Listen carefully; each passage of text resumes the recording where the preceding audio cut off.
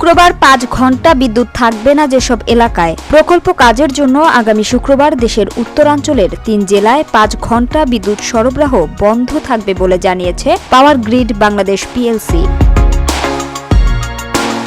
PGCB থেকে পাঠানো এক বিজ্ঞপ্তিতে এ তথ্য জানানো হয়। বিজ্ঞপ্তিতে বলা হয়, 1 আগস্ট সকাল 7টা থেকে দুপুর 12টা পর্যন্ত প্রকল্প কাজের স্বার্থে পূর্ব সাদিপুর গ্রিড উপকেন্দ্র সম্পূর্ণ শাটডাউন থাকবে। ফলে সে সময়ে দিনাজপুর জেলার নেসকো বিতরণের আংশিক, দিনাজপুর পল্লী বিদ্যুৎ সমিতির 1-এর আওতাভুক্ত এলাকা, ঠাকুরগাঁও এবং পঞ্চগড় জেলায় সম্পূর্ণরূপে বিদ্যুৎ সরবরাহ বন্ধ থাকবে। এতে আরও বলা হয়, গ্রাহকদের সাময়িক অসুবিধার জন্য পাওয়ার গ্রিড কর্তৃপক্ষ আন্তরিকভাবে দুঃখ প্রকাশ করেছে। Samia Sultana, GBC television.